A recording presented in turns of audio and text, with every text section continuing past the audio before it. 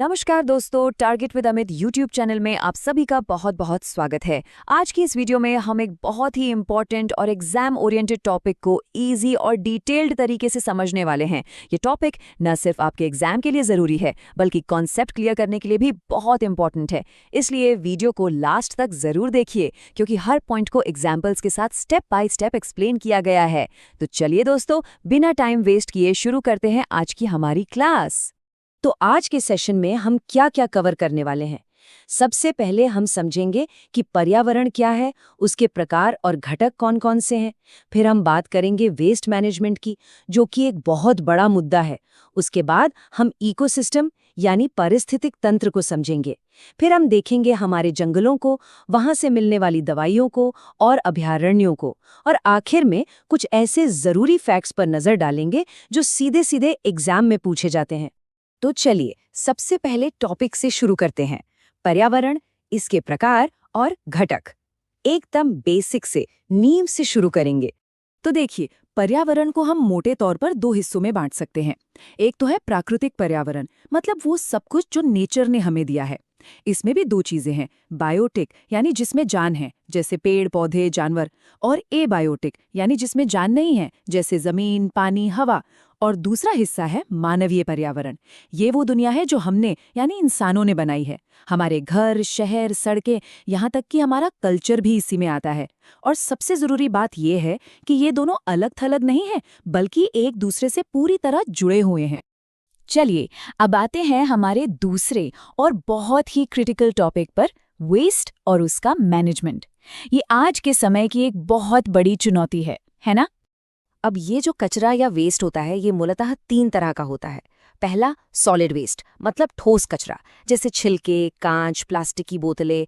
दूसरा है liquid waste, नालियों और फैक्ट्रियों से निकलने वाला गंदा पानी जो हमारी नदियों को जहर बना रहा है। और तीसरा है गैशियस वेस्ट, गाड़ियों, फैक्ट्रियों से निकलने वाला धुआं जो सीधे हमारी हवा में घुल जाता है और सांस लेना तक मुश्किल कर देता है।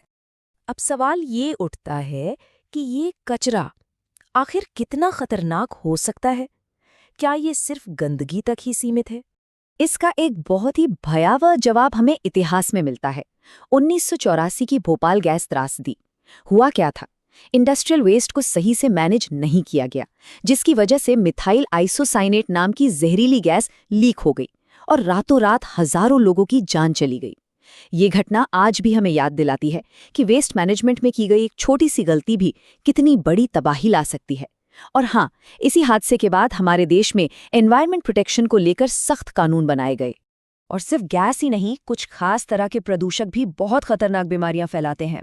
जैसे इस टेबल में देखिए, पारा यानी मर्क्यूरी जब ये पानी में जाता है तो मछलियों के जरिए हमारे शरीर में पहुंचकर मीना माता नाम की एक भयानक बीमारी पैदा करता है।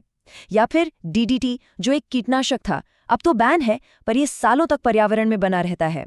और एस्बेस्टस, जो पुरानी बिल्डिंग्स में मिलता है, अगर इसकी धूल सांस में चली जाए तो फेफड़ों का कैंसर तक हो सकता है। तो सवाल ये है कि हम इससे निपटे कैसे? इसका एक बहुत अच्छा फॉर्मूला है, 4R का सिद्धांत। इसे एक लाइन से समझना जरूरी है। सबसे पहला और सबसे अच्छा तरीका है रिफ्यूज यानी मना करना, मतलब जिस चीज की जरूरत नहीं है उसे लो ही मत, जैसे प्लास्टिक की थैली। दूसरा है रिड्यूस यानी कम करना, अपनी खपत कम करो। तीसरा है रीयूज यानी दोबारा इस्तेमाल करो, एक ही चीज को बार बार काम में लाओ।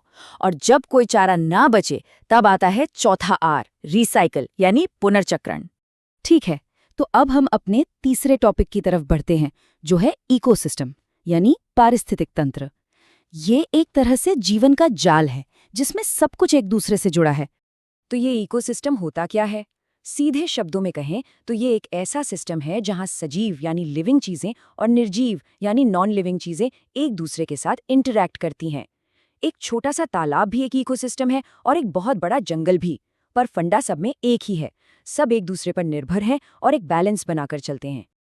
अब इस इकोसिस्टम के जो सजीव घटक हैं, मतलब लिविंग कंपोनेंट्स, उनके तीन मेन रोल होते हैं।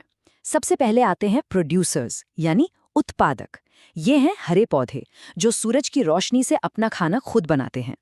फिर आते हैं कंज्यूमर्स यानी उपभोक्ता, जो इन पौधों को या दूसरे जानवरों को खाते हैं, जैसे हिरण पौधा खाता है और शेर हिरण को। और सबसे आखिर में आते हैं डीकम्पोजर्स यानी अपघटक। ये छोटे छोटे बैक्टीरिया और फंगस होते हैं जो मरे हुए जीवों को सड़ा गलाकर वापस मिट्टी में मिला देते हैं, और इसी से ये पूरा जीवन का चक्र चलता रहता है।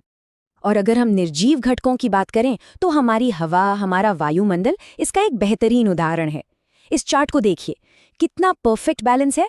लगभग 78% नाइट्रोजन, 21% ऑक्सीजन और बाकी थोड़ी थोड़ी दूसरी गैसें। और ये जो 21% ऑक्सीजन है ना, इसी की वजह से हम सब सांस ले पा रहे हैं। सोचिए, ये बैलेंस जरा सा भी बिगड़े तो क्या होगा। चलिए अब बात करते हैं हमारे जंगलों की। ये सिर्फ पेड़ पौधों का झुंड नहीं है, ये तो प्रकृति का खजाना है, जहाँ से हमें दवाइयाँ मिलती हैं और जो अनगिनत जीवों का घर है। ये बहुत ही दिलचस्प है कि हमारे जंगल एक तरह से एक नेचुरल फार्मेसी है। इस टेबल पर एक नज़र डालिए। नीम की पत्ती खून साफ करती है, सिनकोना पेड़ की छाल से मलेरिया की दवा बनती है, जामुन के बीज डायबिटीज में काम आते हैं, और मुलेठी तो गले की खराश के लिए हम सबने कभी न कभी इस्तेमाल की ही होगी। मतलब हर पौधे में कोई न कोई औषधीय गुण छिपा है। और इन्हीं जंगलों और वहां रहने वाले वन्य जीवों को बचाने के लिए बनाए गए हैं वाइल्ड लाइफ सैंक्चुरीज और नेशनल पार्क। एग्जाम के लिए लिस्ट बहुत इंपॉर्टेंट है, जैसे केरला का पेरियार, उत्तराखंड का कॉर्बेट, गुजरात का गिर जहां एशियाई शेर मिलते हैं, या मध्य प्रदेश का कान्हा नेशनल पार्क। ये सभी नाम याद रखने बहुत जरूरी है।